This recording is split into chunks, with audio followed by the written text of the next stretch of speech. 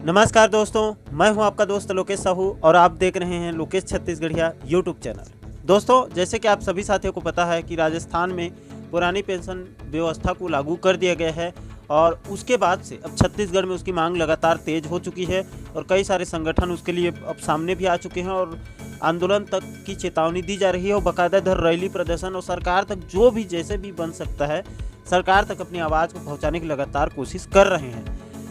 लेकिन दोस्तों, ये तो आपको पता हो गया कि कर्मचारी संगठन के हित के लिए पुरानी पेंशन व्यवस्था को लागू करना चाहिए, उनके फ़ायदे के लिए। लेकिन दोस्तों, आप लोगों ने शायद इस चीज़ को कभी नोटिस नहीं किया होगा कि आखिर पुरानी पेंशन व्यवस्था और नई पेंशन व्यवस्था में क्या अंतर है और पुरानी पेंशन व्यवस्था में इतना ज़्यादा लाभ क्यों है कि उसकी मांग सभी कर्मचारी कर रहे हैं। तो दोस्तों, इसी को हम तथ्यों के माध्यम से इस वीडियो में विस्तार पूर्वक समझने वाले हैं। तो दोस्तों, आज का ये वीडियो जो पुरानी पेंशन की मांग कर रहे हैं उनके लिए बहुत ही महत्वपूर्ण वीडियो है और सभी को जानना बेहद ज़रूरी है, क्योंकि ये अभी जो कर्मचारी हैं उनके लिए, उनके हित के लिए तो है ही, आने वाले जो बेरोजगार साथी हैं जो बाद में शासकीय कर्मचारी बनेंगे, शासकीय नौकरियों में जाएंगे, उनके लिए भी एक रास्ता खुलेगा, उनके लिए भी बहुत ही महत्वपूर्ण वीडियो है आज का। तो दोस्तों, मैं आपका ज़्यादा वक्त नहीं लूँगा, सीधे मुद्दे पर आता हूँ और तथ्यों पे आता हूँ। आप देख सकते हैं एक डाटा निकल कर आया है। आप इसमें बताया गया है पुरानी पेंशन और नई पेंशन व्यवस्था के दोनों के अंतर के बारे में। अब देखिए, पेंशन क्या है, सबसे पहले इसे जानिए। अंतर्राष्ट्रीय श्रम संगठन के अनुसार सरकार या रोजगार देने वाले नियोक्ता जो नियुक्ति करता है की तरफ से पेंशन कोई एहसान नहीं है, बल्कि यह वेतन का ही हिस्सा है जो कर्मचारी को सेवा काल के दौरान नहीं दिया गया। इस प्रकार पेंशन वेतन में से काटा गया पैसा है। भारत का सर्वोच्च न्यायालय भी इस बात को प्रमाणित करता है। तो ये बिल्कुल सही बात कही गई है। पेंशन जो है दोस्तों, वो सरकार अपने तरफ से नहीं देती है उसको, वो कर्मचारी का ही महीने में उनका कुछ प्रतिशत कटता है। जिसका ज़्यादा वेतन बनता है उसका ज़्यादा कटता है और उसमें सरकार की तरफ से कुछ अंशदान जोड़कर उसको रिटायर्ड के बाद फिर महीने दर महीने उसको दिया जाता है पेंशन के रूप में। ये एक प्रकार से डायरेक्ट सरकार दे रही कहना बिल्कुल गलत है, ये इसमें कर्मचारी का भी हिस्सा होता है। अब इसके बाद दोनों का अंतर देखिए दोस्तों कि पुरानी और नई पेंशन व्यवस्था में अंतर क्या है। 12 पॉइंट में बताया गया है यहाँ पर विस्तार पूर्वक, आप देख सकते हैं। पुरानी पेंशन व्यवस्था में जो जीपीएस का पहला जो तथ्य है जीपीएफ का, वो पुरानी पेंशन पाने वाले के लिए जीपीएफ की सुविधा उपलब्ध है। पुरानी पेंशन वालों के लिए जीपीएफ उपलब्ध है और नई पेंशन योजना में जीपीएफ नहीं है। जो एनपीएस है उसमें जीपीएस नहीं है, ओपीएस में जीपीएफ है। उसके बाद कटौती की बात करते हैं तो पुरानी पेंशन के लिए वेतन से कोई कटौती नहीं होती है।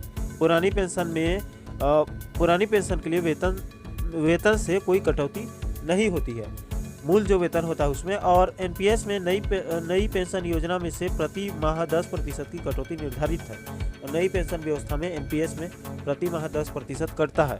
उसके बाद पेंशन की बात की जाए तो पुरानी पेंशन योजना में रिटायरमेंट के समय एक निश्चित पेंशन अंतिम वेतन का 50% की गारंटी है। यानी कि दोस्तों, पुरानी पेंशन व्यवस्था में क्या होता है कि वहाँ पर रिटायर्ड के बाद जितना वेतन मिलता है उसका 50% दिया जाता है और उसके बाद उस कर्मचारी की मृत्यु होने के बाद उनका जो धर्म पत्नी होती है उनको उसका फिर 25% दिया जाता है। जो 50% दिया जाता है उसका 25% कट जाता है उनके मृत्यु के बाद और 25% उनके जो मिसेस होती है उनको मिलता है। और उसके बाद दोस्तों, नई पेंशन व्यवस्था में क्या है, नई पेंशन योजना में पेंशन कितनी मिलेगी यह निश्चित नहीं है। यह पूरी तरह से शेयर मार्केट व बीमा कंपनी पर निर्भर है। तो इसी का विरोध लगातार चल रहा है। एनपीएस जो है वो पूरी तरह से शेयर मार्केट के ऊपर है और शेयर मार्केट का आपको पता है ऊपर नीचे इनका चलता है। उसके बाद दोस्तों, चौथे बिंदु पर बताया गया है पेंशन प्रदानकर्ता। तो पुरानी पेंशन सरकार देती है, पुरानी पेंशन को सरकार देती है, नई पेंशन बीमा कंपनी देती है। उसके बाद विवाद क्या है, 5वें बिंदु पर इसको बताया गया है। तो विवाद, पुरानी पेंशन में विवाद की स्थिति में हमें सरकार से लड़ना होगा। पुरानी पेंशन में सरकार से आप लड़ सकते हैं क्योंकि सरकार पेंशन देती है, वो मालिक होता था कर्मचारियों का। लेकिन नई पेंशन में यदि कोई समस्या आती है तो हमें सरकार से नहीं बल्कि बीमा कंपनी से लड़ना होगा। तो जाहिर सी बात है, इनका पैसा बीमा कंपनी के पास जा रहा है शेयर मार्केट में, तो सरकार तो हाथ खड़े कर देगी क्योंकि सरकार तो दे ही नहीं रही है, बीमा कंपनी दे रही है, तो बीमा कंपनी से लड़ना पड़ेगा, वो पॉसिबल नहीं है। उसके बाद दोस्तों, छठे बिंदु पर कहा गया है डेथ ग्रेजुइटी। तो इसमें पुरानी पेंशन वालों को सेवा काल में मृत्यु पर डेथ ग्रेजुटी मिलती है, जो सातवें कमीशन ने 10 लाख से बढ़ाकर 20 लाख कर दिया है। तो जो ग्रेजुटी मिलती है वो बढ़कर 20 लाख है पुरानी पेंशन में। और नई पेंशन वालों के लिए डेथ ग्रेजुटी की सुविधा समाप्त कर दी गई है, एनपीएस में नहीं मिलता है। उसके बाद 7वें बिंदु पर बताया गया है कि पारिवारिक पेंशन। तो पुरानी पेंशन में क्या व्यवस्था है? पुरानी पेंशन में अपने वाले लोगों को सेवा काल में मृत्यु होने पर उसके परिवार को पारिवारिक पेंशन मिलती है। इसको मैंने पहले ही बताया, 50% जो कर्मचारी को मिलेगा, उनकी मृत्यु के बाद उनकी पत्नी को 25% मिलेगा। लेकिन नई पेंशन व्यवस्था में, नई पेंशन योजना में पारिवारिक पेंशन को समाप्त कर दिया गया है, इसमें कर्मचारी को ही मिलता है, उसके बाद खत्म। 8वें बिंदु पर महंगाई के बारे में बताया गया है, क्या इसका प्रभाव पड़ता है पुरानी और नई पेंशन में। तो पुरानी पेंशन पाने वालों को हर 6 माह बाद महंगाई तथा वेतन आयोगों का लाभ भी मिलता है। तो समय समय पर जो महंगाई भत्ता बढ़ता है वो पेंशन वालों के लिए भी बढ़ जाता है पुरानी पेंशन में। लेकिन नई पेंशन में फिक्स पेंशन मिलेगी, महंगाई या वेतन आयोग का लाभ नहीं मिलेगा। यह हमारे समझ से सबसे बड़ी हानि है। यानी कि दोस्तों एनपीएस में किसी प्रकार का महंगाई भत्ता नहीं दिया जाता पेंशन में, और वो सबसे बड़ा नुकसान है। उसके बाद लोन की बात की जाए तो पुरानी पेंशन योजना वालों के लिए जीपीएफ से आसानी से लोन देने की सुविधा है, लोन मिल जाती है बैंकों से पुरानी पेंशन में। लेकिन नई पेंशन योजना में लोन की कोई सुविधा नहीं है, विशेष परिस्थिति में कठिन प्रक्रिया है, केवल 3 बार वह भी डिटेम्बल ऐसा है। तो नई पेंशन व्यवस्था में जो लोन भी है वो बहुत ही मुश्किल से मिलेगा।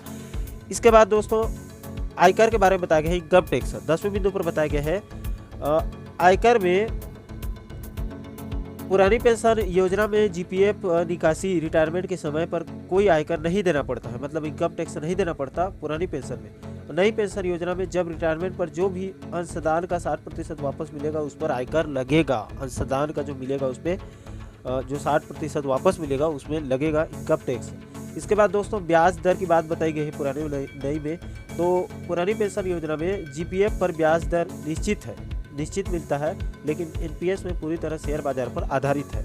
उसके बाद इन्वेस्टमेंट की बात की जाए तो पुरानी पेंशन व्यवस्था में एनपीएस में रिटायरमेंट के समय जीपीएफ फंड से किसी भी प्रकार का इन्वेस्ट पेंशन के लिए नहीं करना पड़ेगा पुरानी पेंशन में, लेकिन एनपीएस में रिटायरमेंट के समय एनपीएस फंड से 40% इन्वेस्ट पेंशन के लिए करना पड़ेगा। तो दोस्तों यही अंतर है दोनों में, और बड़ा अंतर है, बहुत बड़ा एक गहराई है दोनों में, ओपीएस और एनपीएस में। और एनपीएस जो है वो दोस्तों किसी भी तरह से कर्मचारियों के हित में नहीं है, पूरी तरह से शेयर मार्केट के पर आधारित है। और ओपीएस जो है पुरानी पेंशन व्यवस्था, ओल्ड पेंशन स्कीम, वो कर्मचारियों के हितों को देखते हुए उसको लागू किया गया था, और उसमें बहुत ज़्यादा कर्मचारियों को लाभ है, फायदा है, उनका भविष्य जो है वो सिक्योर होगा, सुरक्षित होगा। और ये अभी के कर्मचारियों को ही नहीं दोस्तों, आने वाले जो बेरोजगार साथी हैं वो भी अगर अभी शासकीय नौकरियों में लगेंगे तो उनके लिए भी अगर सरकार व्यवस्था को लागू करती है ओपीएस को, तो उनके लिए भी बहुत बड़ा एक रास्ता खुलेगा, उनको भी राहत मिलेगी, उनकी भविष्य भी सुधरेगी। तो इसमें सभी का फायदा है। इसलिए सरकार से अपील है, हमारी भी अपील है कि कर्मचारियों के हितों को देखते हुए ओपीएस व्यवस्था को राज्य के अंदर जल्द से जल्द लागू कर दी जाए। इसमें सभी का हित है, बेरोजगार साथियों का भी हित है जो आने वाले समय में कर्मचारी बनेंगे। तो दोस्तों आशा करता हूँ इस वीडियो के माध्यम से आप एनपीएस और ओपीएस व्यवस्था को अच्छे से समझ गए होंगे, और साथ ही साथ आप ये भी समझ गए होंगे कि प्रदेश के कर्मचारी संगठन आखिर ओपीएस व्यवस्था को लागू करने की बात क्यों कह रहे हैं, और एनपीएस व्यवस्था पूरी तरह से शेयर मार्केट पर क्यों आधारित हो गई है। बहरहाल दोस्तों आशा करता हूँ आप इस वीडियो के माध्यम से सभी पहलुओं को अच्छे से समझ गए होंगे। दोस्तों पुरानी पेंशन बहाली के ऊपर लगातार हमारी नज़र बनी हुई है। इस संबंध में आगे जो भी नई अपडेट, जो भी नई इन्फॉर्मेशन मिलेगी आपको वीडियो के माध्यम से जरूर बताएंगे। इसीलिए साथियों आपसे निवेदन है, आप प्रदेश के ऐसे ही महत्वपूर्ण मुद्दों पर वीडियो देखना चाहते हैं तो आप चैनल को सब्सक्राइब जरूर करिए, ताकि हमारे सभी नए वीडियो आप लोगों तक तुरंत पहुँच सके। दोस्तों मुझे दीजिए इजाजत, मैं मिलता हूँ आपसे एक और महत्वपूर्ण वीडियो के साथ, महत्वपूर्ण मुद्दे के साथ। तब तक के लिए जय हिंद, जय छत्तीसगढ़।